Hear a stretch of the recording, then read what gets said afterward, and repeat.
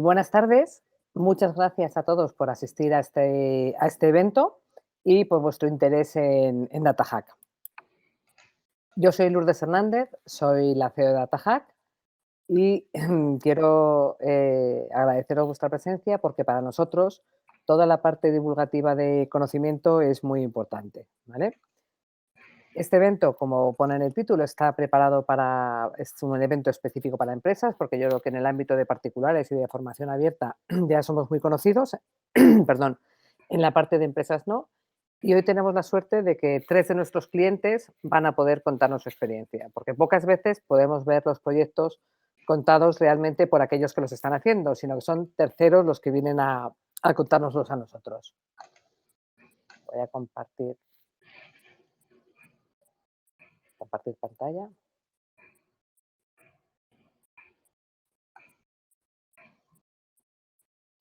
Vale, espero que se vea. Perdón.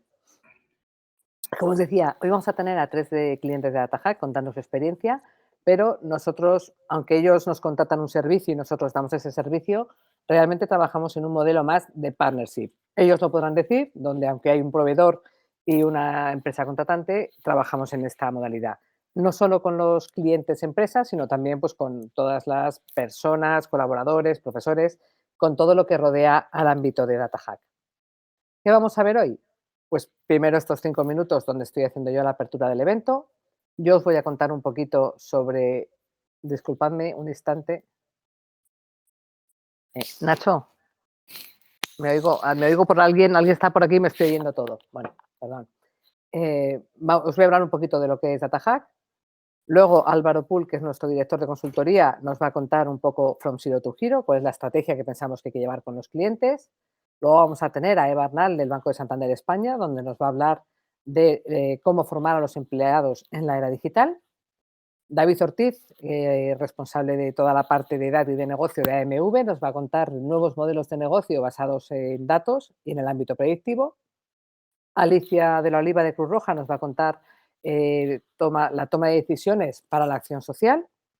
Y finalmente, Marcelo Molina, también de DataHack, nos va a contar el tratamiento de enfermedades degenerativas perdón, con inteligencia artificial. Pues sin más demora, comienzo con mi parte. ¿De dónde surge DataHack? DataHack es un grupo empresarial independiente, capital 100% español, creado por profesionales en activo del mundo de Big Data con el objetivo de revolucionar la forma en que se están haciendo los proyectos de Big Data, de inteligencia artificial y de robótica. Tenemos una visión un poco ambiciosa y a la vez sencilla, que es crear lo que no existe, ¿no? Y hacemos un plan de acompañamiento profesional y formativo tanto a las personas que quieren adentrarse en este mundo como a las empresas, ¿no? Como os decía antes, es un modelo más de partnership. ¿Qué nos ha ocurrido en este tiempo? Creamos DataHack en el 2016, llevamos ya 4 años con DataHack, pues que hemos ido más lejos de donde esperábamos, ¿no? Porque aparte de estos proyectos y de esta formación, tanto a particulares como a empresas, pues hemos generado una comunidad de conocimiento importante donde compartimos, por supuesto, tecnología, proyectos, proyectos, me repito, y sobre todo pasión por los datos y por lo que se puede hacer con ellos. ¿Quién es el equipo directivo de DataHack? Pues aquí nos tenéis, yo soy la CEO, tenemos a Marcelo Molina, que es nuestro Strategy Advisor, Álvaro Pool, que es el director de consultoría, Nacho Monasterio, que lleva la parte de la escuela, ¿vale? Paloma Romero es nuestra socia de la parte de SIT, SIT es nuestra división de talento de recursos humanos y Mar Baena es nuestra directora financiera. La empresa está constituida básicamente en 3 pilares. Uno es toda la parte de School, donde damos toda la formación, tanto abierta como a terceros, a empresas. La parte de consultoría, donde hacemos proyectos para un ámbito mejor. Y la parte de recursos humanos, donde está Paloma, especializado en captación y talento de recursos humanos, perdón, de perfiles de Big Data. Paloma pone el conocimiento de la parte más de recursos humanos y nosotros le damos el soporte pues, en saber si la persona tiene las habilidades técnicas necesarias y si la experiencia que muestra en el currículum es la correcta. También, por supuesto, ayuda a nuestros alumnos para identificar cuál es el puesto y para que en su búsqueda de, de mejora laboral ayudarles a encontrar el sitio que quieren. Además de estas personas que tenemos aquí y de otro equipo mucho más grande donde están profesores y tutores, tenemos a Beatriz, Cecilia, Beatriz, Gloria, Rosa, Alicia, Cintia, Cristina. Como veis, pues un equipo formado mayoritariamente por mujeres, ¿vale? Además, en el caso concreto del resto del equipo, pues en la gente de consultoría, quitando a Álvaro, que fue un mal necesario, pues hay una gran cantidad de mujeres, si bien nos cuesta bastante encontrarlas porque somos un bien escaso en este ámbito. ¿Para qué clientes estamos trabajando? Pues realmente en este tiempo hemos hecho clientes muy importantes. Hemos trabajado muchísimo con Fundación 11, hemos trabajado con algún cliente que no os puedo decir quién es, porque si os lo dijera tendría que mataros a todos y bueno, pues no me va a ir muy bien. Hemos trabajado con Inserta, con Cruz Roja, con el Ayuntamiento de Barcelona, con Mango, con Ternatón, con AMV, con EA Arts, con Telefónica, en fin, tenemos muchísimos clientes y muchos más que no lo he puesto porque realmente la lista es abrumadora, perdón, y yo creo que en general la satisfacción que tienen nuestros clientes con los servicios prestados desde Atahack es bastante amplia. Os voy a dar también algunas cifras, ¿no? Tenemos más de 50 profesores expertos en las materias que imparten que están trabajando en las empresas más punteras del país. Es decir, nuestra formación está impartida siempre por expertos y son gente que no solo sabe y enseña, sino que trabaja en el día a día. Con lo cual, muchas veces los alumnos les pueden preguntar dudas o de su día a día y están muy al tanto. Tenemos más de 450 alumnos en proyectos, en cursos abiertos, ¿vale? No cursos de empresa, que están trabajando en proyectos de Big Data en España. Hay más de 450 alumnos, pero hay algunos que trabajan en otro tipo de proyectos, no solo de Big Data y Analytics. Digo en España, alguno también está fuera, pero en principio nos hemos focalizado más en el mercado español.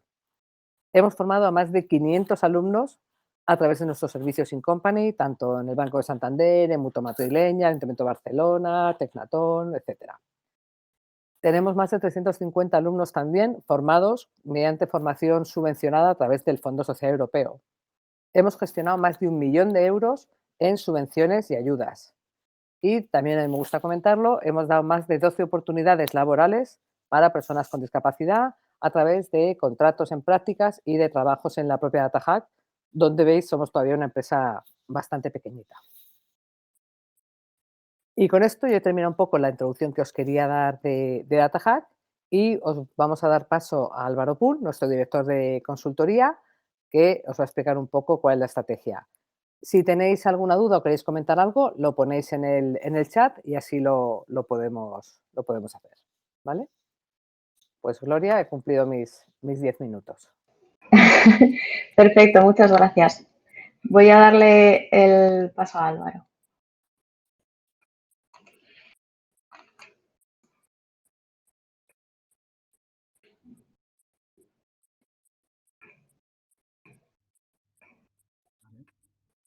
Hola, ¿me veis todos? Perfectamente. Pues buenas tardes a todos. Yo soy el mal necesario, como me ha llamado Lourdes. Soy Álvaro Pult, director de consultoría. Y en mis 10 minutos os voy a contar un poco nuestra perspectiva a nivel de negocio, de lo que pretendemos, de cómo queremos acompañar a las empresas dentro de consultoría. Nosotros le hemos llamado From Zero to Hero, o sea, desde la nada a ser un héroe en esto del Big Data, ¿no? En tratamiento del dato realmente. Y nuestra idea o perspectiva es, voy a compartir y vamos viendo juntos. Y nuestra perspectiva es apoyar a las empresas, tanto a las que aparecen en el listado que ha enseñado Lourdes, como a las que se quieran incorporar a esta carrera por el perfeccionamiento en el análisis del dato, en las diversas etapas en las que se encuentre. Comentábamos un poco en la parte de la presentación y de la propuesta de esta reunión que queríamos también ayudaros en esa parte de auditoría, ¿no? Esa parte de entender un poco dónde queremos llegar, ¿no? Para saber en qué situación están las empresas y apoyarlas en ese crecimiento. Nosotros hemos catalogado este From Zero to Hero en 5 grandes pasos, ¿no? La mayoría de empresas podríamos decir que se encuentran en la parte de reporting básico, ¿Qué quiere decir eso? Pues el que ha ocurrido, ¿no? El coger el dato y hacer reporting básicos con poco valor estratégico, ¿no? Enfocado solo a lo que viene a ser ese control de qué información tengo, pero digamos que cada departamento dentro de una empresa grande o mediana trabaja con su información y no la comparte, ¿no? Es lo que normalmente trabajamos en el departamento de finanzas. Me he encontrado con muchísimas empresas que siguen trabajando con Excel, ¿sabes? O sea, existiendo otro tipo de herramientas mucho más potentes que centralizan información, ¿no? También en un paso superior, esas consultas aisladas SQL para traerte información y esos reportes parametrizados, es decir, esas vistas que me traigo cada mes, me las traigo en PowerPoint y extraigo la información, ¿no? Ese es el primer paso y es donde muchísimas de las empresas donde entramos nos encontramos muy a menudo, ¿no? Ese nicho de dato aislado totalmente raro, ¿no? Ahí es donde normalmente partimos nosotros y vamos a ayudar en el crecimiento, ¿no? Donde partimos esa parte de análisis. Aquí veis una grafiquilla donde veis ese ordenador suelo leyendo ficheros flat o ficheros de información, ¿no? El primer paso en el que se tiene que partir, aparte de la empresa, de plantearse cómo podemos mejorar, cómo podemos trabajar ese dato para ser mejores, es en el análisis, ¿no? En empezar a tratar la información de manera un poco más concurrente o empezar a por lo menos a reportar la información de otra manera, ¿no? Para empezar a estudiar lo que vienen a ser las casuísticas de las cosas que ocurren, ¿no? Empezamos a utilizar, por decirlo así, en vez de utilizar informaciones separadas, ya empezamos a darle a la idea a la empresa de que la información no tiene que estar separada, sino que tenemos que empezar a utilizarla de manera conjunta y, sobre todo, empezar a tener una visión unificada de la información, ¿no? Una cosa que comentaban mucho mis compañeras Alicia y Bea es el know-how del dato, el data governance, ¿no? Aquí es donde, sin empezar ya a lo que es tocar todo lo que es el detalle de la información o empezar a verlo, hay que empezar a tener una especie de criterio común, ¿no? Entonces, empezamos, por ejemplo, a trabajar lo que es la herramienta de reporting, de Business Intelligence, y empezar a trabajar también esos data marts sobre los que va a nutrirse ese Business Intelligence, ¿no? Porque al final esos reportes tienen que tener una información, digámoslo así, en primer lugar coherente, pero eso llegaremos más adelante, pero sobre todo que el mensaje, que cuando estemos hablando, por ejemplo, de un determinado concepto, en todos los informes sea el mismo. Eso muchas veces, aunque parezca mentira, en diversos departamentos de una misma empresa suele ocurrir que ellos, por ejemplo, hablan de cifras y las cifras son totalmente incoherentes en una y otra. Siempre me contaba un compañero mío, se encontró una vez con que entró en una empresa y pidió el mismo reporte a 2 departamentos diferentes y le dieron las cifras totalmente diferentes. Eso es lo que precisamente queremos evitar en DataHub, ¿no? O sea, que toda la información, o sea, que el trabajo del dato sea totalmente integrado y que no tengamos ningún tipo de discordia a la hora de entregar ese dato, ¿no? Entonces, el primer paso coherente es coger esos informes y transformarlos en reporting de Business Intelligence sobre data más que tenga una integridad, una medio integridad referencial o integridad del dato, ¿vale? Lo que viene a ser eso. Tenemos una serie de tablas y tenemos esos usuarios que se informan con esos Business Intelligence.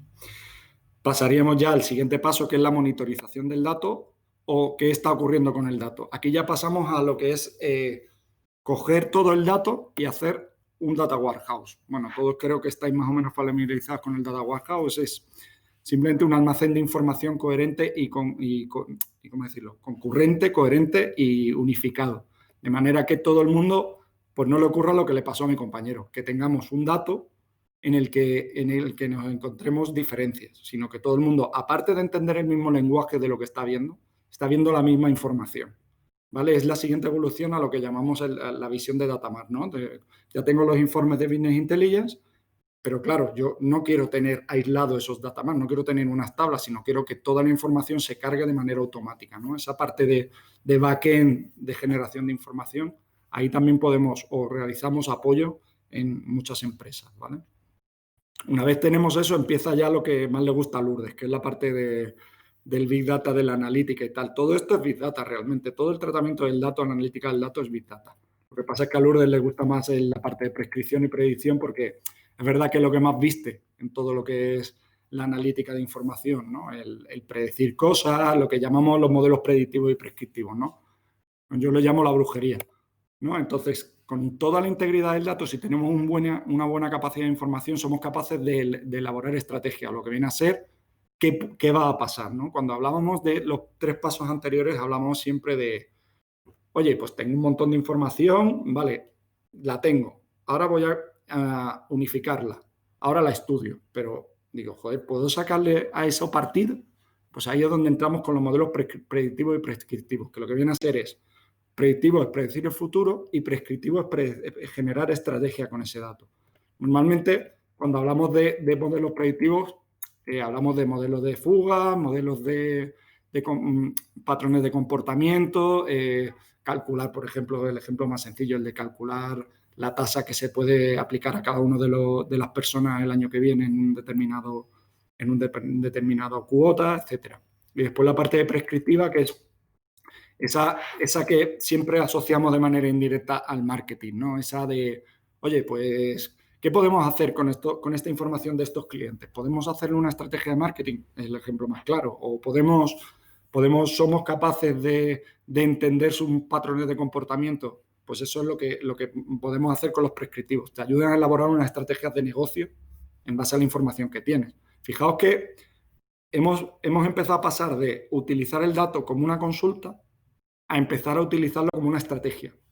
De manera que en el crecimiento del tratamiento del dato, o sea, no solo estás, pues eso, teniendo la información muy bien guardada y todo este rollo, sino aparte es que te va a ayudar a generar nuevas cosas, ¿no? A entender a tu cliente, a tu usuario, como quieras llamarle, dependiendo del negocio que lleves, y a la vez te va a ayudar a elaborar mejor tu negocio. De hecho, en determinados casos, en ese from zero to hero, encontramos lo que viene a ser la monetización, ¿no?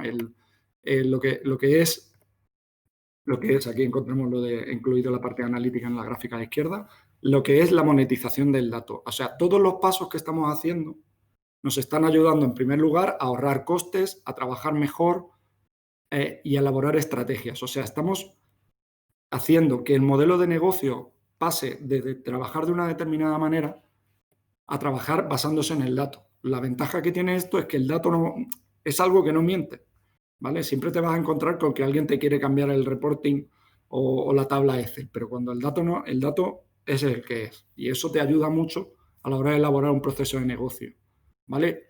¿Por qué? Porque a la vez también te está permitiendo esa, ¿cómo se dice? Al tener el dato tienes una visión objetiva de cliente. Es verdad que siempre está lo que se dice el olfato, ¿no? La nariz del tío que lleva 40 años en la empresa, pero es verdad que si tú te apoyas en un dato, tu modelo de negocio siempre va a mejorar, ¿vale? Por eso a nosotros nos gusta como empresa tanto el dato, porque sabemos también a la vez que eso nos va a ayudar a la hora de hacer crecer a la empresa, ¿vale? Por eso, ya os digo, nos encanta ese crecimiento y estar apoyando en las diferentes etapas en las que se encuentran las empresas. De hecho, a continuación van a hablar Eva, David y Alicia, cada uno de sus departamentos están en una parte de esto, ¿vale? Por ejemplo, la parte de David está por la parte de predicción y prescripción, Alicia está están construyendo ahora un data warehouse bastante potente en Cruz Roja, o sea, es un montón de tareas y a nosotros nos encanta poder apoyar en ellos, ¿vale? Entonces, esta es nuestra visión, voy a decir la palabra maldita, holística, porque detesto esa palabra totalmente, de lo que queremos hacer o lo que queremos hacer, apoyar, mejor dicho, a las empresas, ¿vale? Tienes una pregunta, Álvaro. Vaya, espera, dejo de compartir, ¿vale? Si no la puedes ver, te la digo yo, no te preocupes. Vale, dímela. ¿Qué información sería necesario tener para poder hacer estos modelos predictivos o prescriptivos? Vale, la teoría es que nosotros siempre apoyamos en que para construir modelos predictivos o prescriptivos es tener una buena integridad del dato siempre. A nivel de histórico, siempre decimos que mínimo 2 años, ¿vale? Pero sobre todo lo más importante es conocer bien el dato y tener un conocimiento, una integridad del dato medianamente completa, ¿vale? Respecto a la información, no sé si te refieres a tipos de información. En ese sentido, dependerá un poco del tipo de modelo que quieras hacer. Por ejemplo, si quieres hacer un modelo de fuga, como estamos haciendo ahora, pues necesitaremos tipología de información del perfil del usuario, como puede ser datos económicos, patrón, dependiendo de la tipología de fuga puede ser, en el caso de coches o motos, vehículos, en caso de aseguradora, pues edad, o sea, aseguradora de vida, por ejemplo, edad, etcétera, etcétera, etcétera. ¿He respondido a tu pregunta, Esther? Espero que sí. Vale, ¿alguna duda más? Que está respondida. De Vale. momento parece que no hay ninguna duda más. Vale, de todos modos estoy por aquí. Pues creo que le toca a Eva, ¿verdad? Eva me parece que ha accedido por un enlace que no era. Mientras solucionamos este problemilla técnico, si te parece, vamos a darle paso a David, que era el siguiente. Perfecto. Muchas gracias, Álvaro. Voy a darle paso a David. Transfiero el control de la sesión.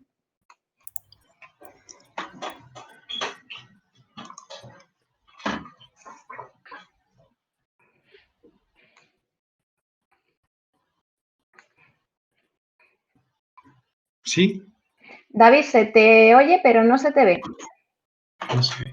La cámara, ahí, perfectamente. Ahora sí, ¿no?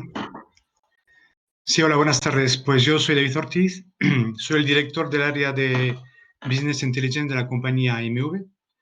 Nosotros somos una correduría francesa que tiene más de 100 años de historia y llevamos implantados en España como hace 18 años, ¿vale? Y al ser muy pequeños y haber nacido hace muy poco tiempo frente a nuestra matriz, a día de hoy somos como el laboratorio para buscar nuevos modelos de negocio y al mismo tiempo el laboratorio para ver qué soluciones podemos aportar a los clientes. Esa transformación nace de lo que estamos, del mercado del seguro, que es un mercado muy estático, donde no es realmente interesante, donde es muy, muy controlado por grandes compañías y los pequeños, como nosotros, no tenemos el dinero que tiene una línea directa mutua, que me parece muy bien, o Mafre, no podemos gastar tanta publicidad, así que tenemos que buscar otras técnicas de captación de clientes o de buenos riesgos o de buenos modelos de negocio, ¿vale?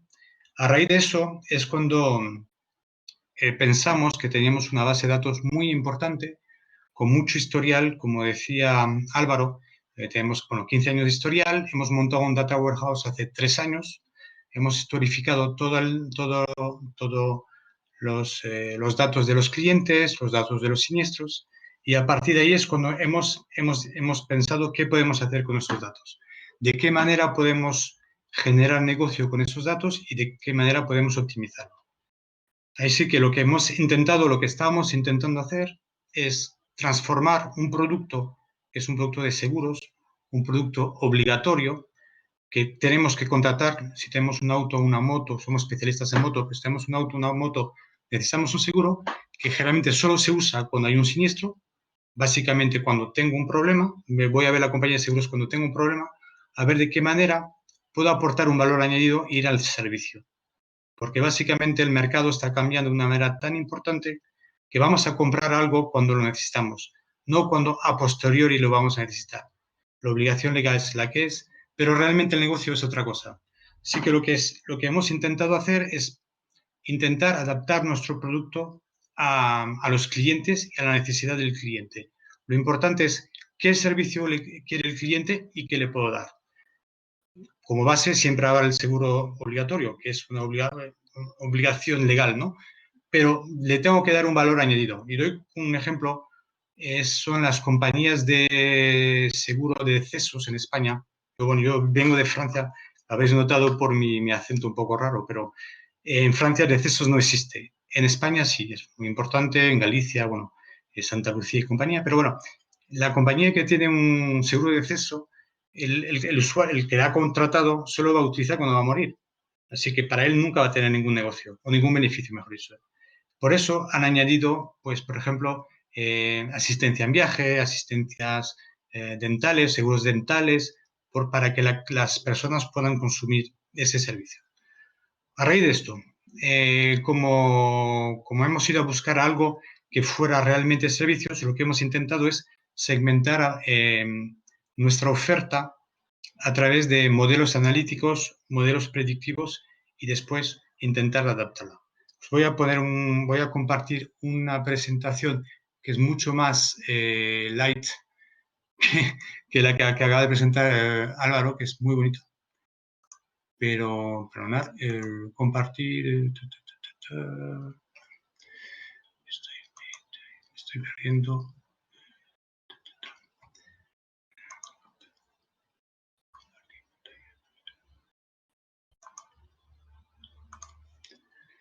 Estoy intentando compartir pantalla. Estoy compartiendo, pero tarda un poquito. Dale un poquito de cancha a ver. Vale.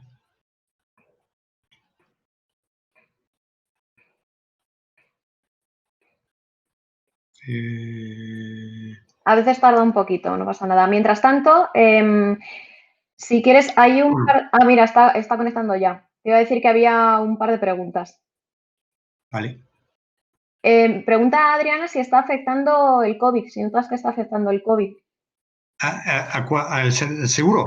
Sí, bueno, en general, si lo notáis en los datos, en los procesos, todo lo que estáis llevando. Bueno, yo creo que más que el COVID, yo creo que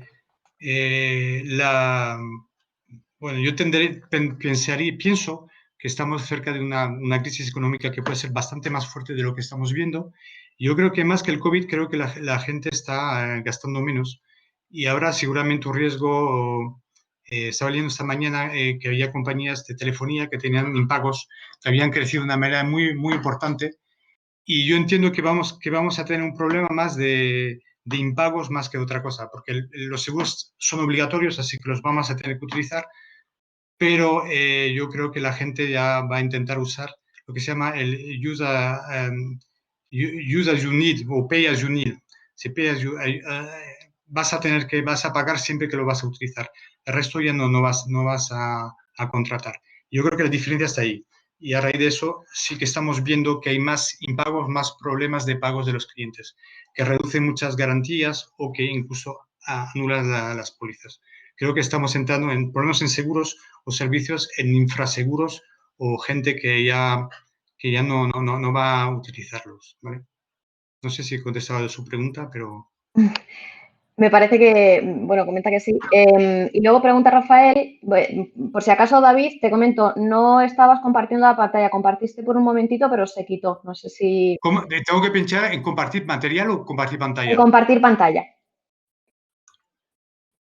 Y aquí elijo el Ahí documento, ¿no? déjalo que cargue. Mientras tanto, Rafael preguntaba qué características tienen que tener los datos o qué distribuciones son adecuadas para los modelos predictivos y prescriptivos, por ejemplo, en los accidentes de tráfico. Bueno, creo que, bueno, para empezar, para que tengáis una idea, las compañías de seguro utilizan un fichero que se llama 5. 5 recaba todos los siniestros de los clientes, son 5 últimos años, ¿vale? Así que a partir de ahí creo que como mínimo hace falta 5 años. Nosotros sí que estamos trabajando, de hecho lo iba a comentar más tarde, con DataHacks o modelos de fuga, y sí que estamos trabajando sobre modelos de alrededor de 8 a 10 años. Es la manera de tener un ciclo mucho más amplio, ¿vale? Y más aún cuando hemos tenido una economía que no ha sido, que ha sido cambiante en los últimos 10 años, ¿no? Desde 2007, 2008, 12 años, ha cambiado muchísimo y creo que 5 a 10 años sería lo ideal. Nosotros estamos en 8 a 10 años actualmente. ¿Sí? Estupendo. Bueno, creo que voy a seguir. Dime. Voy a seguir, si queréis, muy rápido. El modelo predictivo. Tenemos nosotros hemos dividido el modelo en 3 fases.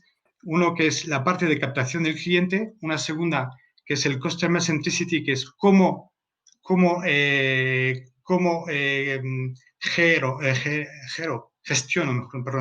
gestiono el contrato con el cliente, y la tercera fase que es la fidelización. ¿De qué me ha permitido el modelo predictivo? El modelo predictivo en temas de seguros, pero será seguramente igual a nivel de servicios. Lo que estoy intentando buscar es cuál es la definición de un cliente rentable para el tema de seguros, o cuál es la definición de un cliente al cual le voy a poder dar todos los servicios que requiere.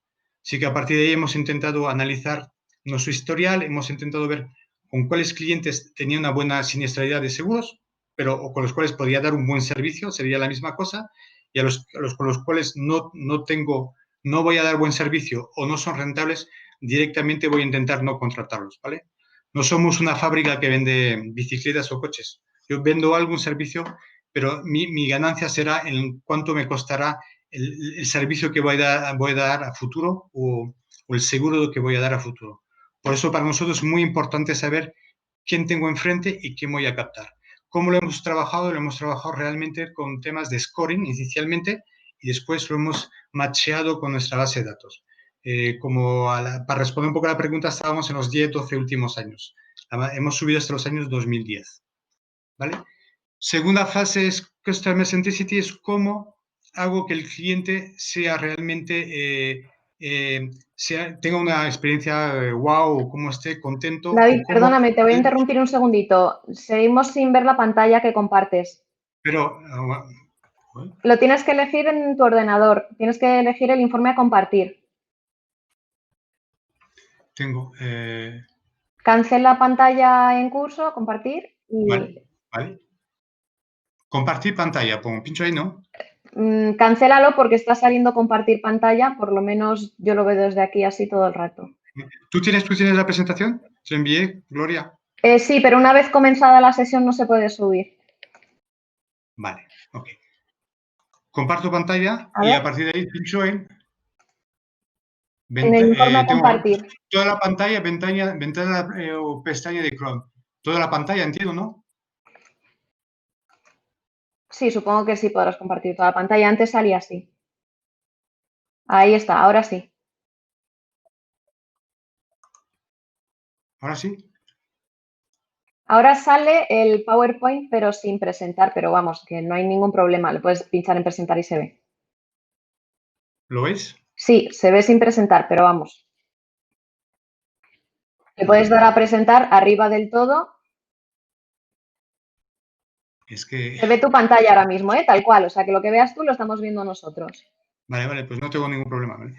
Pues la primera parte lo tema de captación, la segunda parte, la parte de Customer Centricity, donde así que lo que hemos trabajado, y ahí también con DataHack, es hacer un clustering, es segmentar mis clientes o segmentar una población en el cual lo que voy a hacer es intentar aumentar las garantías o vender unos servicios complementarios que no había hecho inicialmente, intentar cross-selling, intentar vender otros productos que no me ha pedido el cliente. A partir de ahí estamos trabajando también con una compañía de scoring.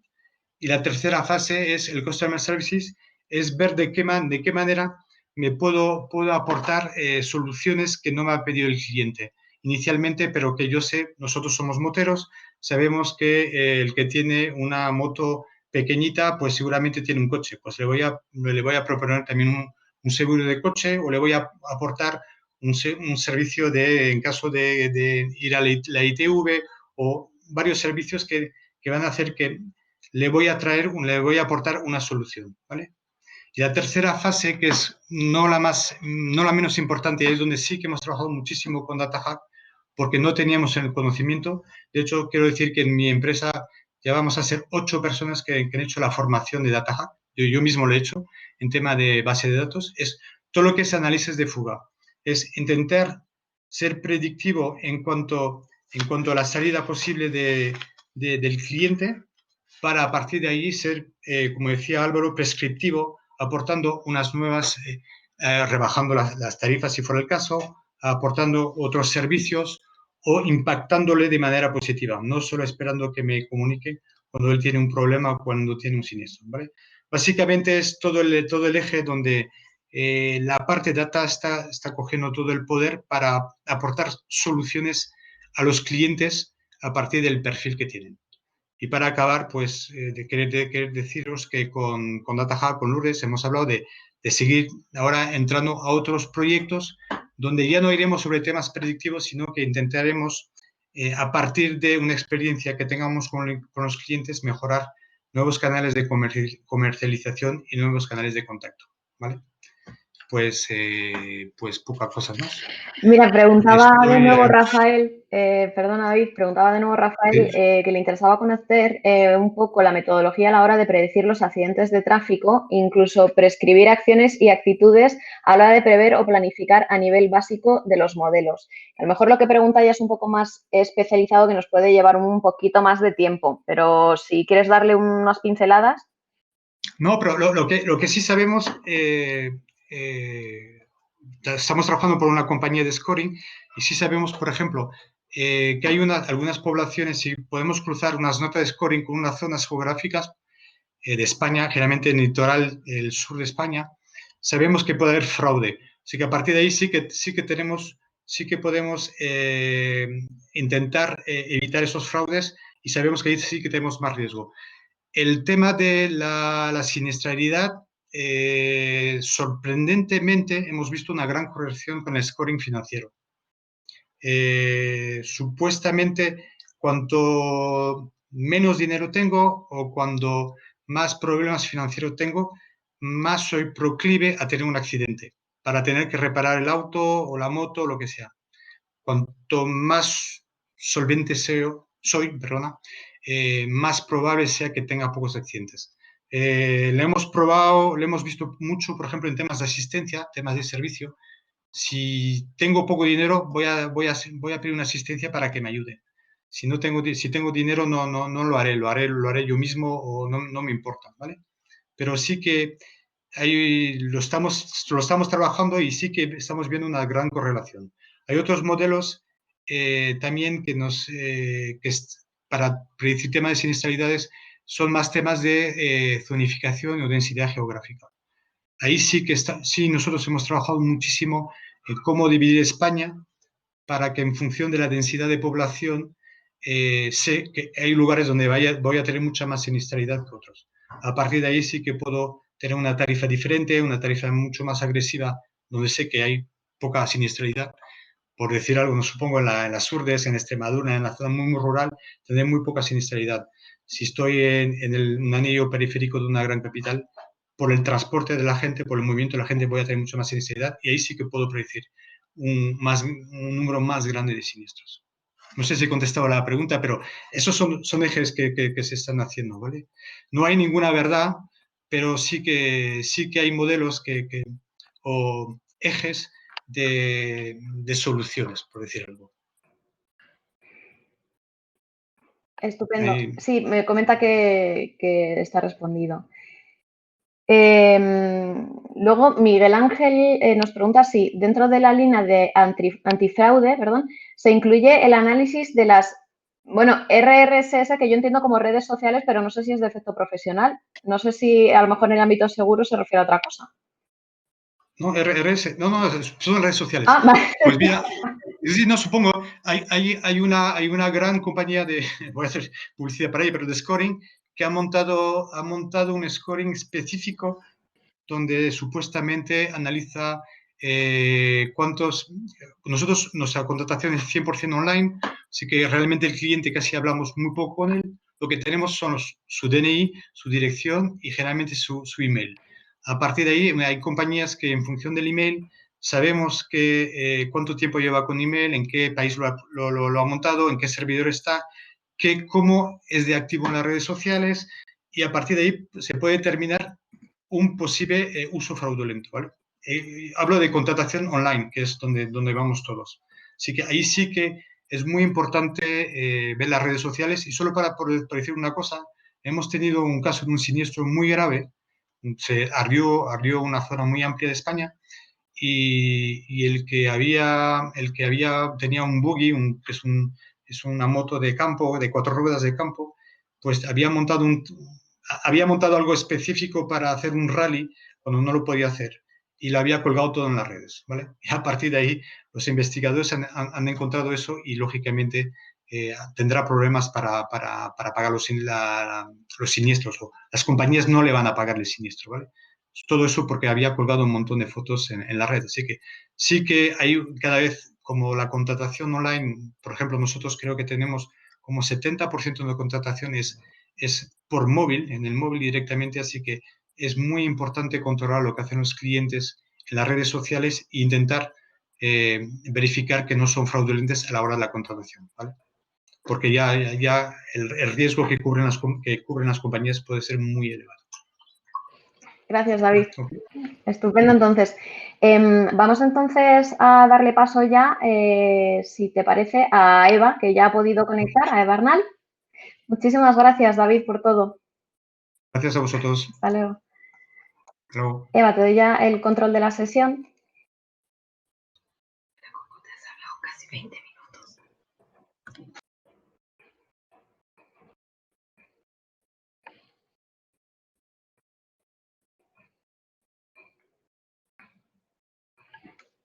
Eva, en cuanto aceptes, ya conectas.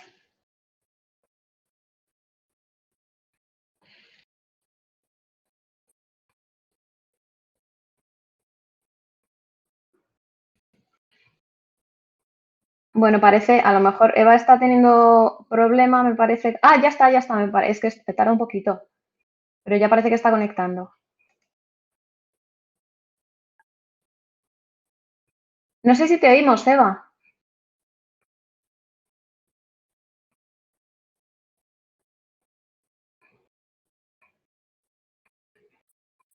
Parece que está reconectando. Pues vamos entonces con Alicia. En lo que se reconecta Eva, le doy el control a Alicia.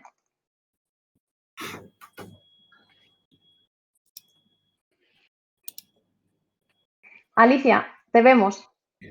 Vale, ¿me veis? ¿Me escucháis? Perfectamente. Vale, pues bueno, como veo que lo de la compartir pantalla va lento, voy a intentar darle lo primero de todo. Estupendo. Y así... En lo que va cargando. Efectivamente. Preséntate si quieres mientras, Alicia. Sí. Vale. Yo creo que ya está. ¿Me avisáis si lo veis? Se ve perfectamente. Fenomenal. Pues bueno, pues nada, buenas tardes a todos y a todas. Y bueno, pues nada, yo trabajo en Cruz Roja Española y voy a contaros un poquito esa relación bonita que hemos establecido con DataHack en estos últimos años. Y bueno, pues nada, para empezar me vais a permitir que me remonte un poquito hace 30 años, pero no os preocupéis que no voy a contaros mi vida, pero sí quería un poco entender la conexión que ha habido entre DataHack, Cruz Roja y la mía propia personal. Entonces, bueno, hace 30 años yo empecé a estudiar matemáticas, pero en paralelo me hice voluntaria de Cruz Roja y bueno, pues cuando acabé la carrera, digamos que en ese momento pues decidí quedarme trabajando en Cruz Roja porque tengo un componente social muy, muy marcado, a pesar de que también soy una apasionada de las mates. Y bueno, digamos que durante todos estos 30 años yo he estado vinculada a la Cruz Roja siempre en el ámbito social, nada relacionado con los datos. Pero hace como 10 años, pues en Cruz Roja, que ahora os contaré un poco por encima, empezamos ahí un poco a trastear con el tema de los datos, con pequeños proyectitos, pequeñas iniciativas, algunos proveedores que nos fueron ayudando, pero la verdad que todo fue bastante desastrosillo porque, bueno, pues nosotros también teníamos ahí un buen carajal montado y al final nos limitábamos a contar hombres y mujeres y poco más. Entonces, en el 2019, pues decidí ahí actualizarme un poquito. Entonces, hice el máster de Big Data y Analytics de DataHack, bueno, una parte solamente. Y, bueno, ahí nos conocimos y realmente yo acabé también muy satisfecha de todo lo que vi, un poco también con ellos, los formadores, vi un poco la relación. Tuvimos la suerte que en Cruz Roja entró una financiación para un proyecto de datos y entonces, pues, contratamos su servicio para empezar a profundizar y, como decía Álvaro al principio, pues, la verdad que ellos nos empezaron a ayudar un poco en todo, en organizar todas las cosas, que ahora os lo cuento más despacio. El caso es que en el 2020 conseguimos otra financiación para otros 2 proyectitos más, así que tenemos 3 proyectos ahora con ellos y en el 2021 pues vamos a continuar la relación con ellos seguro. Así que nada, os cuento muy por encima lo que hace Cruz Roja y un poco cómo son nuestros datos para un poco entender de qué estamos hablando. Y bueno, sobre todo, yo creo que aquí la cosa más importante es que cuando nosotros hablamos en Cruz Roja siempre vamos a hablar de personas, porque nuestra misión es trabajar con colectivos vulnerables y dar respuestas integrales a su situación, a sus problemáticas y a sus necesidades. Entonces, siempre que hablemos de proyectos de datos, nuestro gran foco siempre va a ser ver de qué manera podemos mejorar la calidad de vida de las personas, podemos ser más efectivos, más eficaces, llegar donde no estamos llegando, hacer mejor nuestro trabajo, optimizar la labor del voluntariado. Siempre el foco es ese. Entonces, bueno, cuando hablamos de personas, tenemos en Cruz Roja siempre estos 5 grandes grupos de personas. Por un lado tenemos las personas usuarias, que son las personas que nosotros llamamos las personas vulnerables, que son las personas para las que trabajamos, para un poco resolver sus necesidades. Luego tenemos las personas voluntarias, que para nosotros es nuestro gran músculo, porque gracias a ellos es que un poco podemos llegar a atender las vulnerabilidades de las personas. Luego tenemos un grupo de gente que se forma en Cruz Roja. Los socios y las socias, pues que os imaginaréis, son las personas que colaboran económicamente para que podamos llegar a estas personas. Y por último el personal laboral, que pues son personas como yo, que trabajamos en Cruz Roja y nuestro máximo objetivo es mejorar la calidad de vida de las personas vulnerables, ¿vale? Y bueno, cuando hablamos de colectivos vulnerables dentro de Cruz Roja, pues en el ámbito nacional, ¿de quién estamos hablando? Pues estamos hablando de estos 10 grupos que aquí os cuento.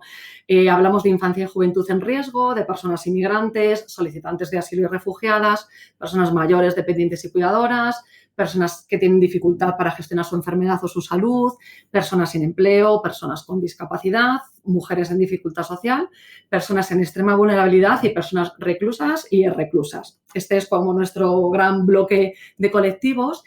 Y ahora, cuando hablamos de datos, pues ¿de qué estamos hablando? Pues bueno, digamos que por un lado, de todo el grueso de personas, siempre tenemos información personal muy básica de pues nombre, fecha de nacimiento, dónde viven, qué estudios tienen, a qué se dedican y un poco su fecha de incorporación en Cruz Roja. La permanencia, el tiempo que llevan, si se dan de baja, por qué se dan de baja. Y luego, en relación al otro gran bloque de personas, que son las usuarias, las voluntarias y las alumnas, tenemos, por un lado, una gran información del tipo de actividad que hacemos con ellos, qué actividad, qué servicio, qué prestación, cuándo, con qué recursos, con qué voluntarios, de qué manera. Ahí tenemos gran información. Pero lo más importante es que de las personas usuarias lo que tenemos siempre es una información muy importante de su situación de vulnerabilidad. Es decir, de sus problemáticas, de sus necesidades, de sus circunstancias personales, ¿no? Entonces, todo eso lo tenemos clasificado en 6 grandes ámbitos, que es el de la salud, el ámbito social, el familiar, el económico, el laboral o el personal. Es decir, ahí tenemos información pues como de si la persona es dependiente, si es discapacitada, si vive sola, si es una persona cuidadora, si tiene alguna enfermedad, si tiene malos hábitos de salud, si está trabajando pero tiene un trabajo precario, si trabaja en economía sumergida, si tiene deudas y, bueno, en fin, toda una información muy importante en esos 6 ámbitos que es lo que para nosotros es clave a la hora de determinar qué vamos a hacer para, digamos, reducir o eliminar esas problemáticas, ¿vale? Así que este es como nuestro bloque de datos y, bueno, voy a entrar directamente a contaros en qué nos ha ayudado DataHack, porque como os digo, pues llevamos estos 2 años haciendo estos 3 proyectitos con ellos y, bueno, pues sobre todo quiero contaros, por un lado, de una manera un poco generalista, que básicamente ellos nos han ayudado, así a nivel general, es a conocer nuestras debilidades y nuestras fortalezas. Entonces, bueno, en relación a las debilidades, pues os imaginaréis, ¿no? Un poco cosas que que ha comentado Álvaro al principio. Pues claro, nosotros teníamos muchísimos datos, pero ¿cómo estaban esos datos? Pues desordenados, quizás con mucha información, pero a veces poco relevante. Por otro lado, tenemos un montón de aplicaciones, yo creo que casi 15 aplicaciones distintas, donde cada colectivo, cada área graba sus cosas. Y esas aplicaciones muchas veces estaban desconectadas también, teníamos la información en diferentes tablas, pues eso, no conectadas o con información repetida. Luego, por otro lado, el gran mundo del acceso al dato y de las infraestructuras que yo desconozco por completo, pero claro, nosotros en estos últimos años hemos cambiado N veces pues ahora los ponemos aquí, ahora los ponemos allá, ahora accedemos de esta manera, que si la nube, que si Oracle, que si Azure, que si, en fin, un montón de cosas desconocidas para mí. Pero DataHack nos ha ayudado también, sobre todo, pues primero a asesorarnos en qué cosas funcionan, qué cosas no, aparte de que ellos han sufrido en sus propias carnes, pues todas las veces que hemos ido cambiando. Y luego, por otro lado, y muy importante también, pues el entendimiento con el equipo de sistemas, ¿no? Con todo lo que tiene que ver con las infraestructuras, porque yo, pues aunque ya os he dicho que estudio matemáticas, realmente los conocimientos están ahí en el baúl de los recuerdos porque estoy en el área de negocio, en la parte social. Entonces, a veces entenderte con los compañeros es difícil y ellos pues también un poco nos han ayudado, ¿no? en esa parte un poco de mediación y de entendimiento. Y en relación a las fortalezas, pues cosas también de las que habéis estado hablando, que igual nosotros no le damos la importancia, pero digamos que en Cruz Roja llevamos muchos años registrando diariamente toda esta información que os he contado, de las personas con las que trabajamos, de la actividad que realizamos con ellos. Entonces, Cruz Roja tiene una red territorial en España de casi 800 asambleas locales.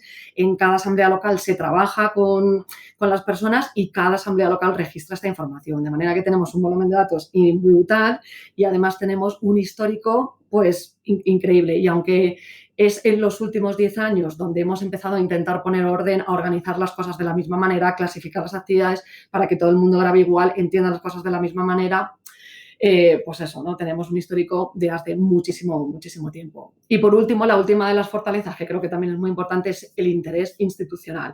Porque digamos que es verdad que todo el tema del dato siempre está muy focalizado pues a la parte como más, ¿no? más empresarial, más de venta y bueno, digamos que lo social es como un poco distinto o aún está como por arrancar, pero para nosotros es muy importante porque nuestro foco, como os decía, es mejorar la calidad de vida de las personas. Y entonces, gracias a DataHack y a los proyectitos que han hecho con nosotros, yo creo que también se han abierto las mentes a nivel estratégico en Cruz Roja, ¿no? de los que están un poco más por encima, para ver el potencial que tenemos y realmente lo que podemos hacer.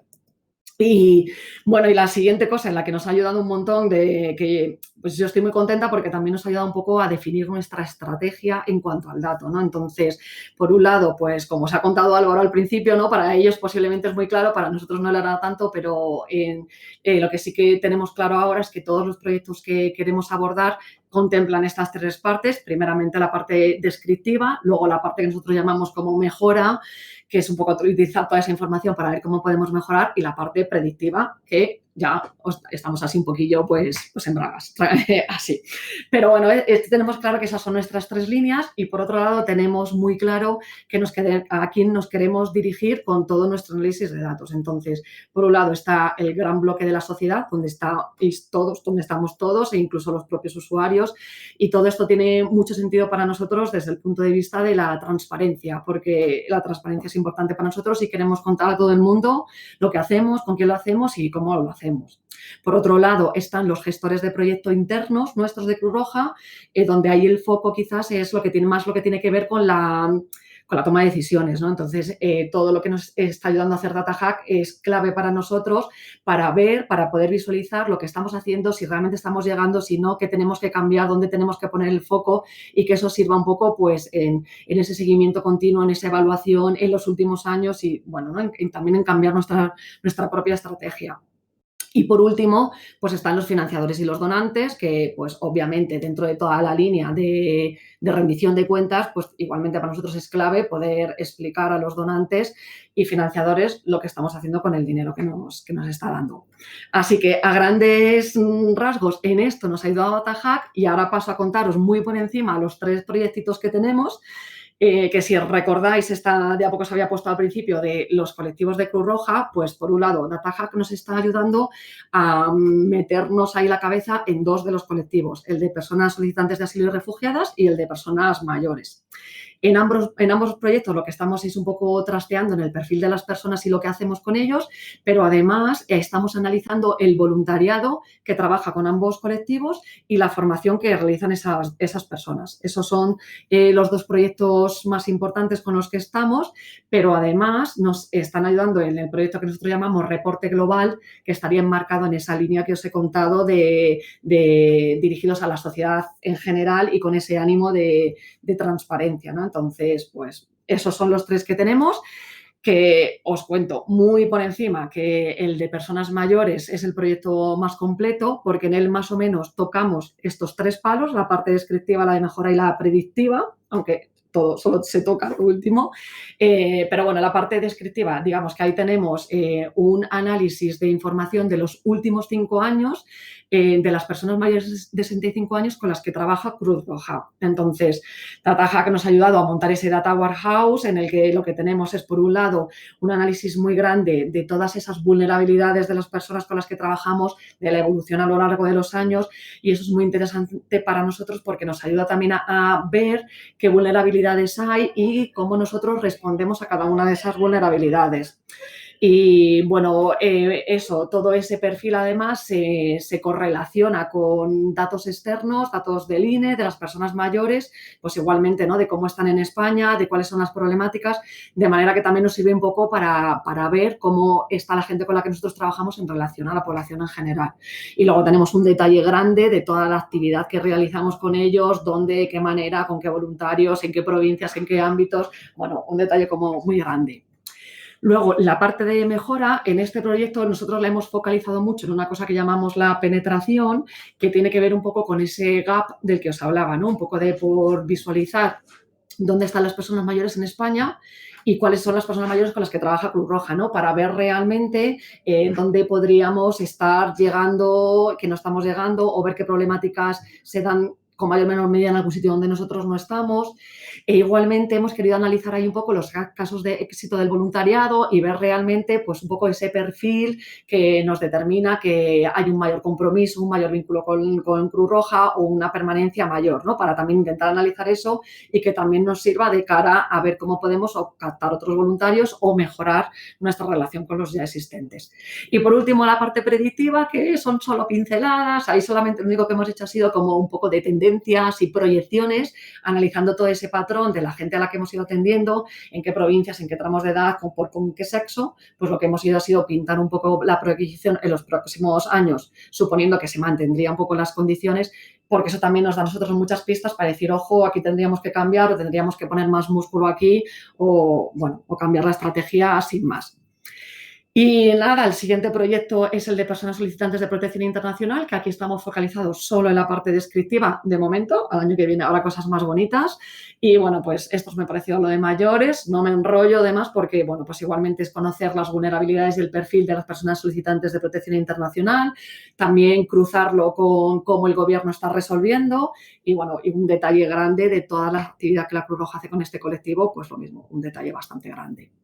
Y por último, el último proyectito, pues es este que os contaba, ese reporte global. Pues igualmente, como os digo, ahí hay una tarea grande de coger toda la información de todas las aplicaciones de Cruz Roja para los, digamos, los indicadores más importantes para nosotros relacionados con las personas usuarias, con los voluntarios, con la actividad, con la financiación, con el personal laboral, con los recursos. Bueno, todo eso nos monta en un cuadro de mando muy interesante para nosotros y también un poco para poder comparar año con año, bueno, pues lo que estamos haciendo.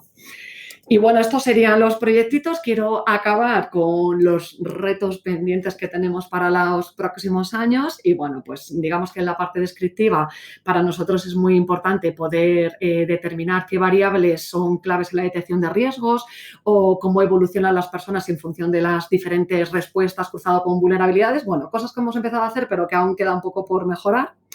En la parte de mejora, pues aquí nos interesa mucho todo lo que tiene que ver con optimización de recursos, con buscar respuestas unificadas ante problemáticas semejantes o ver las respuestas que mejor resuelven determinadas problemáticas. Y por último, bueno, pues en la parte predictiva, que obviamente es donde nos gustaría entrar, porque realmente yo creo que ahora ya estamos preparados por un poco lo que decía Álvaro, ¿no? Tenemos ahí como ya toda la información bastante ordenada, tenemos gran volumen, gran histórico, y aquí nos interesaría mucho pues poder detectar riesgos de exclusión social, temas de soledad, de maltrato, de enfermedades, de deterioro. Queremos meternos en temas de tratamiento de body análisis de sentimiento, porque nuestro contacto con los usuarios es a través del teléfono, lo tenemos todo grabado, cambios de comportamiento, movimientos migratorios en países de tránsito, influencia de redes sociales. Y bueno, pues nada, tenemos muchos retos pendientes que esperamos cumplir dentro de poco. Y nada, pues muchas gracias a todos. Ahí os pongo el correo por si en algún momento también alguien quiere algo más de información y hoy no da tiempo. Gracias, Alicia. Tienes un par de preguntillas. Nos pregunta Javier, ¿en qué creéis que os ha ayudado el sistema a mejorar? Y si creéis que la dispersión de datos es uno de los mayores problemas que os podéis encontrar. Bueno, vamos a ver. Yo creo que a nosotros nos ha ayudado mucho, yo creo que a la hora de poder ver todo el histórico y todo lo que está pasando. Digamos que, por ejemplo, a mí personalmente, yo ahora pues estoy más en la parte de análisis, pero en estas semanas que estamos compartiendo los informes con todos los referentes de proyectos, con todos los coordinadores, pues digamos que para ellos sí, claramente, porque es que los reportes se ven unos gaps muy claros de franjas de edad a las que no estamos llegando, de vulnerabilidad a las que no estamos llegando. Entonces, está ayudando, sí, a nivel en la parte social, en la parte interna del dato todavía más, porque nos está ayudando en toda esta parte de orden y de conectar las cosas y de decidir qué información es relevante o no. Entonces, en todo eso es lo que más nos ha ayudado. En cuanto a la dispersión, pues sí, por supuesto. Cuando nosotros mostramos los datos, yo siempre los muestro a nivel España, siempre acabo diciendo, ojo, a nivel España no sacamos nunca ninguna conclusión de patrones, pero como tenemos la información tan clasificada en cada comunidad autónoma, en cada provincia, en cada local de Cruz Roja, que como os digo tenemos 800, pues digamos que, claro, lo chulo es que todo lo que tenemos lo tenemos bien desagregado. Entonces, para los coordinadores de proyectos que están en una provincia pequeña, en una local, pues para ellos es perfecto, porque ellos sí que tienen, ahí no está tan disperso. No es verdad que cuando lo mostramos a nivel España, pues se pueden sacar pocas conclusiones, más que las cuantitativas, la verdad. No sé si he contestado a la pregunta. Sí, me parece que no hay más preguntas, así que vamos a darle ya paso a Eva. Muchísimas gracias por todo, Alicia. A vosotros. Solo decir, Alicia, que el amor es mutuo, ¿eh? De DataHack a Cruz Roja también. Genial.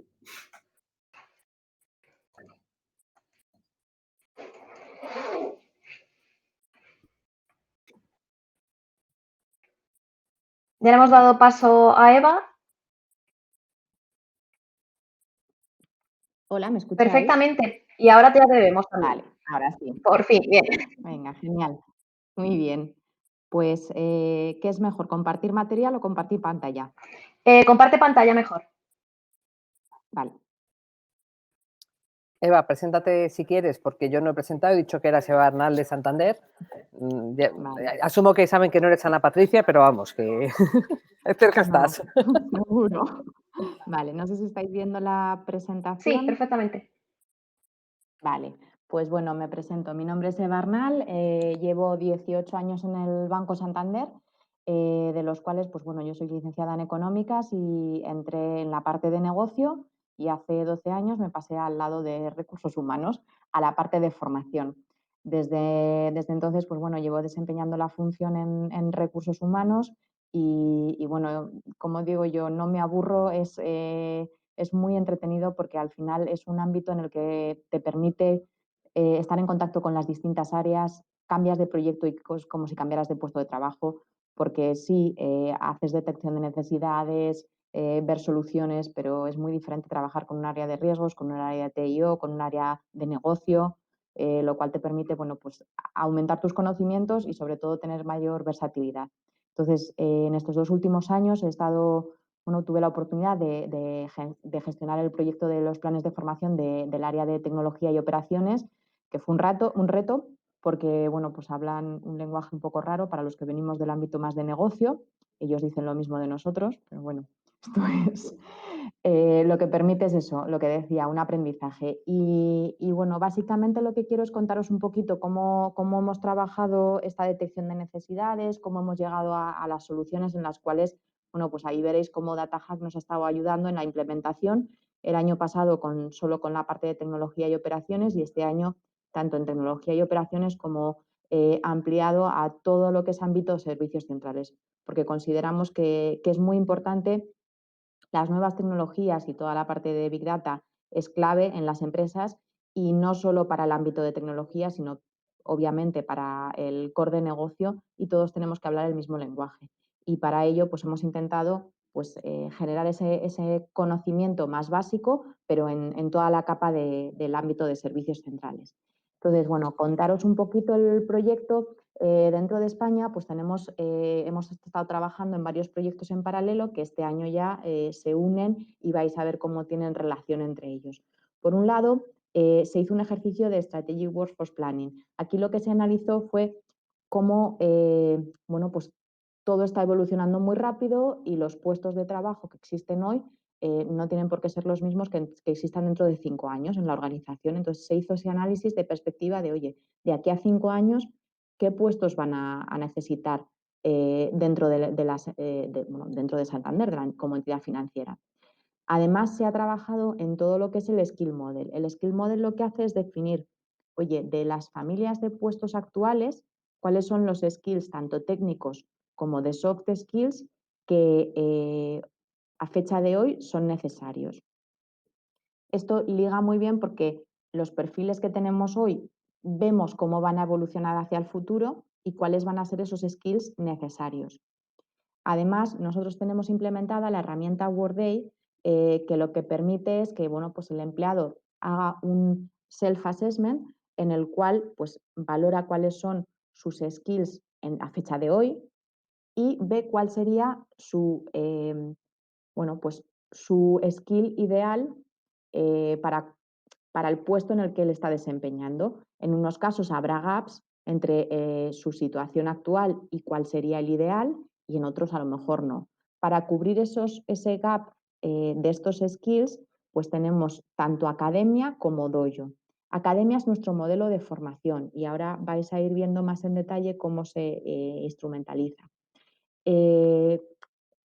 ¿Esto qué nos ha permitido? Pues clusterizar esos skills y esos conocimientos y poder construir soluciones que permitan al empleado ir creciendo en su upskilling o reskilling de tal forma que aumentemos su empleabilidad a futuro y ser capaces de, oye, con toda la capacidad, el conocimiento que existe hoy dentro de la organización, poder dar respuesta a esas necesidades que de aquí a 5 años van a ir surgiendo dentro de la organización. ¿Vale? Si entramos en lo que os decía, la Academia Santander España es nuestro modelo de formación. Cómo hemos estructurado todo el conocimiento dentro de la organización, siempre alineado con las líneas estratégicas del banco. Y definimos 5 grandes pilares: la escuela de clientes, la escuela de riesgos, la de compliance, la de liderazgo y desarrollo y la digital. Y bueno, pues como os podéis imaginar, toda la parte de Big Data y nuevas tecnologías está dentro de la escuela digital. Y como veis ahí, pues el objetivo de esta escuela es impulsar el desarrollo profesional de nuestros empleados, acelerando la adopción y aplicación de nuevas tecnologías en el servicio al cliente. Aquí está basado sobre todo la parte de academia y todas las escuelas en el conocimiento interno, y se buscan formadores internos, pero también se abre una puerta a, oye, ¿y esto cómo se está desarrollando en otras compañías y en general en el mundo? Y ahí es donde necesitamos ese partnership con externos, donde DataHack pues, nos ha ayudado en toda la parte de Big Data. Pues bueno, desde cuáles son esas necesidades, teniendo sesiones de trabajo con la propia área nuestra de estructura de estrategia del dato, ver cuáles son las necesidades que se quieren cubrir, en qué se quiere hacer mayor hincapié, porque bueno, pues dentro de Big Data es un mundo, entonces, pues, ¿cómo focalizamos? Por un lado, como veis aquí, dentro de la estructura, para los profesionales de tecnología y operaciones, con un grado de especialización mayor, y dentro de ellos, pues teníamos 2 niveles, un nivel más intermedio y un nivel más avanzado, en el cual se requería además practicar, no solo la teoría, sino practicar. Y esto es algo que DataHack nos ha permitido y nos ha pues ofrecido esa oportunidad de no solo clases magistrales y sesiones teóricas, sino, oye, aterrizado y realmente aplicado, con pues incluso mini proyectos que iban desarrollando en estas sesiones de trabajo. Luego, la parte de B-Digital y bueno, luego también tenemos nosotros dentro la parte de metodologías Agile. Si veis aquí, todo lo que os comentaba de la parte de tecnología y operaciones, su plan formativo se estructuraba en 5 grandes puntos: la parte de nuevas tecnologías, metodologías Agile, ciberseguridad, competencias digitales en la parte más soft y luego una plataforma de autoaprendizaje que es como un repositorio de noticias económicas que tenemos en el banco, pues en este caso es de noticias de nuevas tecnologías. Y si veis, aquí hemos marcado en recuadro en rojo la parte de Big Data, que como veis además aquí Nosotros ofrecíamos toda la parte esta de nuevas tecnologías, en la cual incorporábamos Lean, Agile, Big Data, inteligencia artificial, Machine Learning, Blockchain y Cloud, como oferta abierta, y cada empleado elegía el itinerario que quería desarrollar al año siguiente. Rellenaba un cuestionario de conocimientos para indicar en qué nivel se le asignaba a la formación. Y si veis, aquí está en gráfico por colores este resultado de la oferta abierta, siendo Big Data el que más demanda tenía. Y esto es un patrón que se repite tanto en tecnología y operaciones como luego en la parte del resto de áreas de servicios centrales. De todas las nuevas tecnologías, el ámbito más demandado es el de Big Data. Y bueno, y luego también las evaluaciones de DataHack, la verdad es que han sido muy buenas, y sobre todo ya no solo las evaluaciones, sino la percepción de los alumnos. Si veis aquí, es un itinerario que construimos un poco similar a lo que teníamos para Tello, pero para todos servicios centrales. Aquí tenía que ser un nivel más básico, y aquí lo que hicimos fue incorporar diferentes metodologías. Pues primero pusimos unas olimpiadas para que de una forma gamificada y un poco pues la competencia de a ver quién sale en el ranking el primero y demás, la gente se viera un poco reflejado que no muchas veces nos pensamos que somos muy digitales y cuando luego nos vemos la realidad no somos tan digitales. Entonces esto era un poco ponerte en el espejo y hacerte ver y reflexionar que no eres tan digital como piensas y tienes mucho recorrido de aprender. Y eso te genera ese gusanillo por esa necesidad de profundizar en todos estos temas. Luego fuimos también con temas de conferencias, donde también tuvimos una de Big Data, también temas de cursos e-learning, y a partir de aquí las personas que habían accedido... ¿Se ha ido la presentación? Vuelvo a compartirla. ¿La estáis Sí, viendo? perfectamente. Vale, pues también les ofrecimos parte de soft skills con temas más, bueno, pues de habilidades y competencias digitales, y la parte más técnica en la cual también elegían qué itinerario, y como os comentaba, en la parte de todas las áreas, para que os hagáis una idea, dentro de servicios centrales, aquí tenemos 17 áreas, si quitamos el área de tecnología y operaciones, 16, con un volumen de 3.500 empleados en las 16 áreas y 1.200 en el ámbito de tecnología y operaciones. Entonces, bueno, que tanto en Tello los 1.200 empleados como en servicios centrales los 3.500, la más demandada sea Big Data, bueno, pues no es coincidencia, es que es una necesidad real. Y aquí es donde también DataHack nos ha ayudado en estos itinerarios, tanto en la parte más técnica y avanzada como en la parte más básica para gente que no tenía conocimientos previos y que quería, bueno, pues hacer ese primer acercamiento a este mundo del dato. Y básicamente esto era lo que os quería contar. No sé si tenéis preguntas. De momento no hay ninguna pregunta. Muchas gracias, Eva. De todas formas, si sale alguna preguntilla, pues nada, retomamos y la contestas. Pues muchísimas gracias por tu intervención. Gracias a vosotros por la oportunidad de trabajar juntos y de estar en esta sesión. Gracias. Muchas gracias. Espera, perdona, Sí. Gloria. Gracias, Eva. Ya te lo dije, a mí trabajar con el Santander es como volver a casa, ¿no? Es como mi primer amor. Cada vez que voy al banco, pues tengo mucha relación con vosotros, o sea que es un placer también. Gracias. Pues muchísimas gracias. A ti. Voy a darle paso ahora a Marcelo Molina. Hola. Marcelo, te oímos. Hola. Y ahora ¿Escucha? está cargando, supongo que te veremos.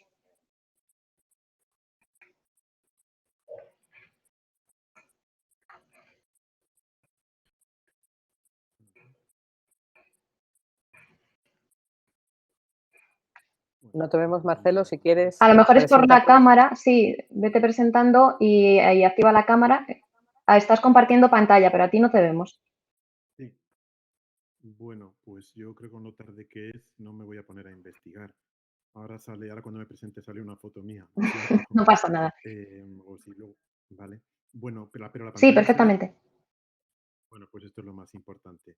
Que, bueno, pues este es el último proyecto que presentamos, porque ya solo queda después el cierre. Así que os cojo al final y con el reto de contaros un proyecto de tratamiento de enfermedades degenerativas con inteligencia artificial, un proyecto de 2 años y contarlo en 10 minutos, ¿no? Verdaderamente es un reto de síntesis. Obviamente no voy a entrar en ningún detalle, ¿no? Pero espero que queden las ideas claras. Para el que le interese el tema, tenga dudas, aparte de que simplemente buscando el proyecto en Google vais a encontrar vídeos en YouTube de charlas a distintos niveles de profundidad, aquí tenéis mi contacto, mail, teléfono, LinkedIn, me podéis contactar sin problema, ¿vale? Entonces, bueno, cuando hablamos de robótica e inteligencia artificial, por la deformación de las pelis que vemos, supongo nos viene a la cabeza el apocalipsis, ¿no? Que los robots dotados de inteligencia pues van a acabar con nosotros, ¿no? Nosotros no vamos a hablar algo diametralmente opuesto, ¿no? De cómo la inteligencia en los robots puede ayudar al hombre a cosas como al tratamiento de enfermedades degenerativas, ¿no? De eso fue este proyecto y es lo que os voy a resumir ahora.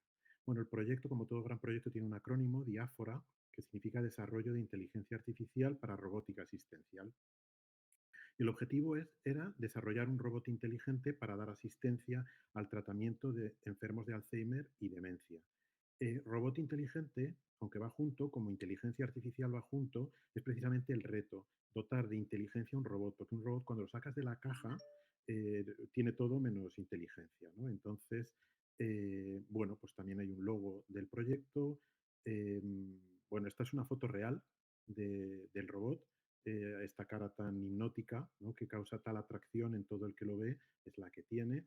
Y este es el equipo de proyecto. Bueno, el núcleo del equipo del proyecto. Estos son Rubén Martínez, Alejandro Arranz y Javier Moralo. Insisto, podéis encontrar charlas de ellos sobre los distintos modelos en Internet. Un poco el padre de la criatura es Rubén. Yo lo conocí, como a Javier Moralo lo conocí en mayo de 2016, cuando empezamos el máster de Big Data y Analytics, y él en su presentación dijo que quería montar un robot al que dotarle de inteligencia, y yo pensé que me había equivocado de máster, ¿no? Que no comíamos simplemente lo mismo. Luego con el tiempo pues ya le fui entendiendo, ¿no? Entonces aquí mi homenaje a ellos, que son en un proyecto de investigación, los investigadores son clave, ¿no? Entonces, bueno, pues contamos para este proyecto, nos presentamos y obtuvimos una subvención de CEDETI Neotec. Es un proyecto con un presupuesto de cerca de 600.000 euros y ellos pues nos subvencionaron cerca de 250.000. También Google participó dándonos $20.000 de procesamiento en su nube, en la nube de Google. Y bueno, por lo demás pues fue inversión de DataHack. Y contamos con el apoyo muy importante del Departamento de Robótica de la Universidad Rey Juan Carlos, ¿no? Porque nosotros éramos fuertes en inteligencia artificial y ellos eran fuertes en robótica, ¿no? Así que su apoyo, bueno, también nos dieron apoyo, por ejemplo, con el equipo de psicólogos a la hora de plantear la interacción con el paciente, los juegos a proponer, etcétera, ¿no? Bueno, y el cliente final fue el Centro de Referencia Estatal del Alzheimer, en Salamanca, que es un centro especializado en la investigación, análisis, evaluación y conocimiento de las mejores fórmulas para la atención sociosanitaria de los enfermos de Alzheimer, ¿no? O sea, es el sitio ideal donde poder probar, experimentar y probar nuevas terapias, ¿no? Y así fue, ¿no? Como trabajamos. Bueno, un poco como contexto, como razón, como oportunidad que hay para esta investigación y para estas soluciones, es que obviamente la población envejece, ¿no? Esta es la curva de envejecimiento y con ella pues la evolución del número de enfermos de Alzheimer, ¿no? Y es una curva similar o más creciente todavía pues el crecimiento del mercado de la robótica y de la inteligencia artificial, ¿no? Entonces, bueno, insisto, más allá de las imágenes apocalípticas de las películas, pues el poder aunar este problema con estas soluciones, pues es lo que nos espera, es hacia donde vamos, ¿no? Lo que tendremos. Pero bueno, esta slide ya es para concretar un poquito más. Insisto, no da tiempo a mucho, pero cuando dice dar asistencia a enfermos de Alzheimer y demencia, ¿qué quiere decir? Bueno, pues teníamos que construir una inteligencia que fuera capaz de reconocer el entorno. objetos y personas. Estas son las típicas imágenes, veréis recuadros, se llaman así, bounding boxes, que es donde los modelos, pues con su cámara o sea, a través de fotografías que toman las cámaras, pues ven objetos, como en este caso un teclado o un plátano, ¿no? O una botella o una mano o una persona y ponen pues un porcentaje de predicción. Dice, esto es una persona con un 98% de predicción. Esto es un modelo de predicción de objetos en funcionamiento, ¿no? Entonces, la solución tiene que ser capaz de identificar objetos y, por supuesto, personas, que son el objeto del proyecto. Y no solo identificar que esto es una persona al 98%, sino que en concreto esta persona es Rubén Martínez, ¿no? Si yo quiero hacer una terapia a un paciente, tengo que saber quién es, tengo que llamarle por su nombre, tengo que captar su atención, tengo que llamarle por su nombre, sé cuándo es su cumple, sé cuándo son las fiestas de su pueblo, sé qué intereses tiene, qué juegos le gusta jugar, ¿no? Entonces, obviamente, clave la identificación unívoca de personas, ¿no? Tengo que ser capaz, bueno, hablo como si fuera el robot, ¿no? El robot tiene que ser capaz de navegar de forma autónoma, ¿no? Esta es nuestra oficina, donde pues durante 2 años, cerca de 2 años, pues el robot fue entrenado. Entonces, pues este era su casa, el laboratorio, y esto es donde la sala de terapia, ¿no? Entonces el robot tiene que ser capaz de moverse desde su casa, desde donde tiene su estación y se carga. Cuando le falta batería, pues tiene que ser capaz de navegar y si hay una puerta cerrada, pedir que la abran o pararse, o si encuentra con una persona o con una silla que no estaba en el plan original, ¿no? Interacción por voz, claro, imaginaros cada tema de estos, ¿no? Interacción por voz quiere decir procesar lenguaje natural. Y lenguaje natural, cuidado, que no es lo mismo como habla una persona, por ejemplo, yo ahora que estoy hablando a toda velocidad, que como habla pues un paciente, ¿no? Con una degeneración. Y tiene que ser capaz de sintetizar voz, ¿no? Además, una voz clara, diáfana, amigable, ¿no? Atractiva para la persona. Por ejemplo, nosotros entrenamos a estos modelos de lenguaje artificial con audiolibros, ¿no? Entonces, libros que están también en audio, son troceados, tanto el texto como el audio, y entrenas al modelo y así le enseñas a traducir texto en voz y voz en texto, ¿no? Pues fundamental. Otra parte, otro auténtico reto, el reconocimiento de emociones, ¿no? En todos los sentidos.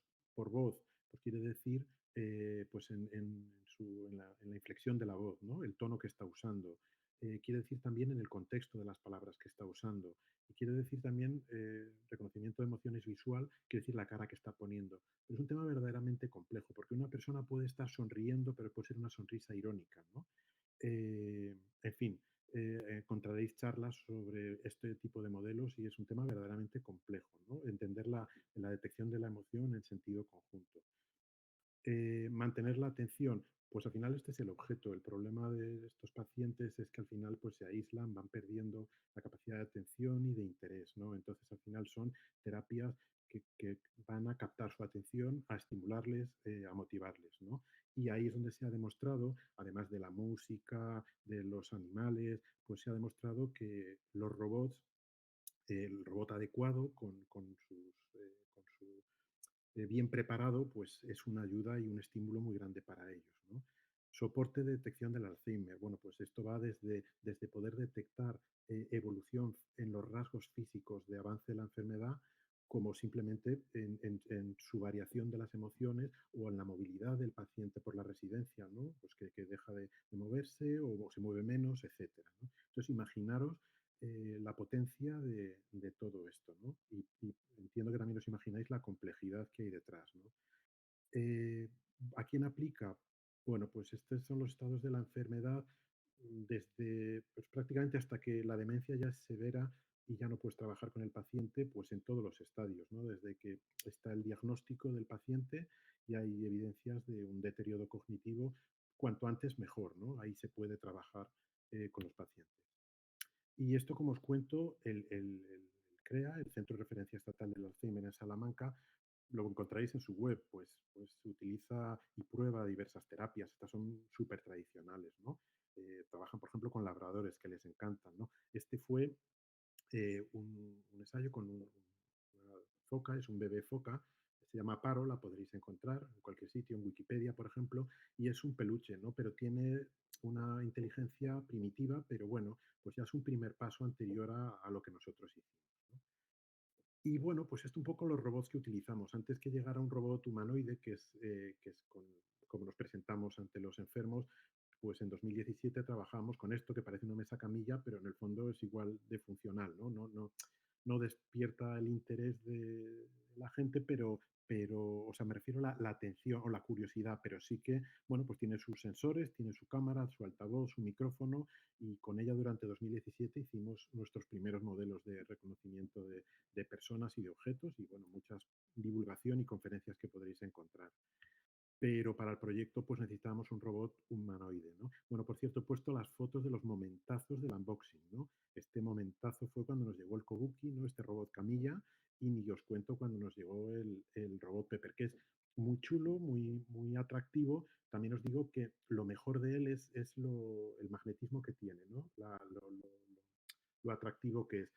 No tiene un super micrófono, no tiene una super cámara, ¿no? Entonces estas son limitaciones con las que también tienes que trabajar. Bueno, limitaciones como por ejemplo correr modelos en una batería con una limitación importante. No te puedes quedar a medias de una terapia porque se ha quedado sin batería, ¿no? Con lo cual los modelos tienen que ser súper eficientes, ¿no?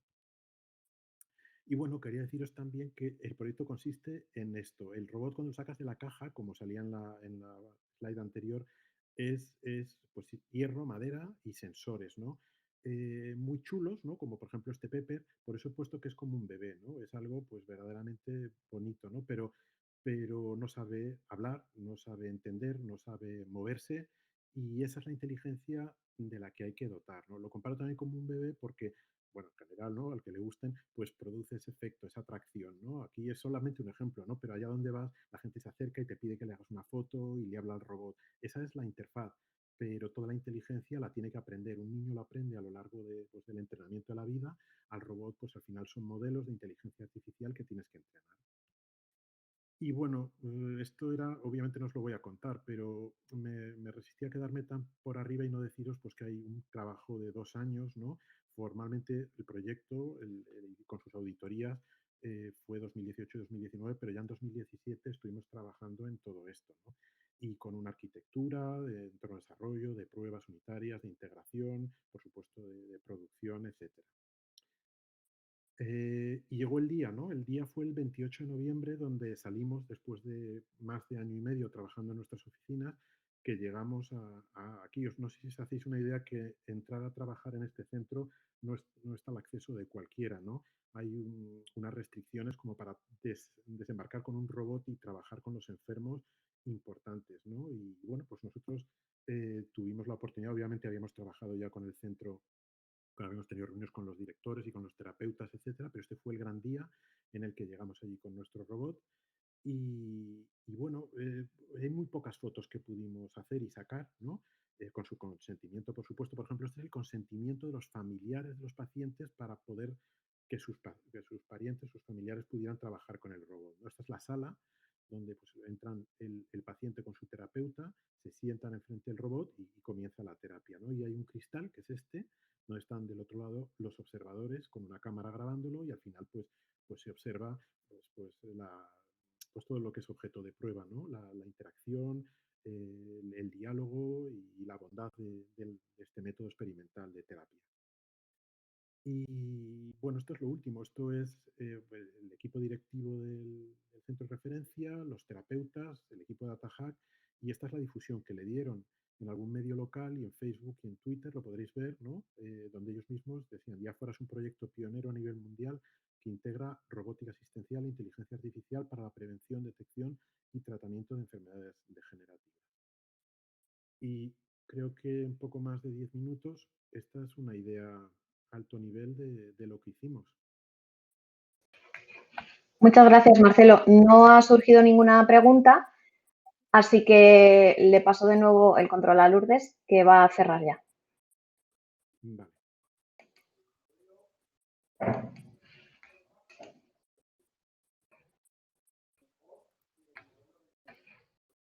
Bueno, pues hasta aquí ha llegado este evento. Hemos sido puntuales para no coger más tiempo del que habíamos estimado.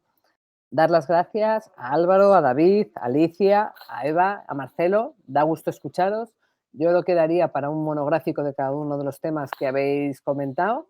Incluso se me ocurren ideas como llevar el robot a atender a las personas más desfavorecidas de Cáritas, o incluso al propio banco para dar charlas, para hacer mejores las pólizas de seguros, etcétera.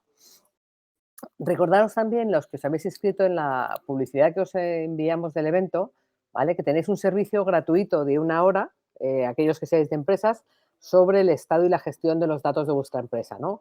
Para acceder a esta auditoría tenéis que enviar un correo con vuestros datos a info@datahack.es. También agradeceros a todas las personas que habéis participado en el evento vuestra asistencia, animaros a seguir el ejemplo de las personas que nos han hablado hoy, a decidiros a dar ese paso para analizar mejor vuestros datos, obtener mejores significativas pues, en vuestros procesos de negocio, en la toma de decisiones, en vuestras relaciones con clientes, y animaros también a seguirnos a través de las redes sociales o de los distintos canales. Y muy importante también, os ha lanzado una encuesta Gloria. Contestadla, porque esto nos sirve a nosotros para mejorar de cara a futuros eventos y para poder hacer las cosas mejor. Y sin más os dejo, os animo a seguir en DataHack, y si no os veo hasta la fecha, pues que paséis unas felices fiestas. Muchas gracias por venir.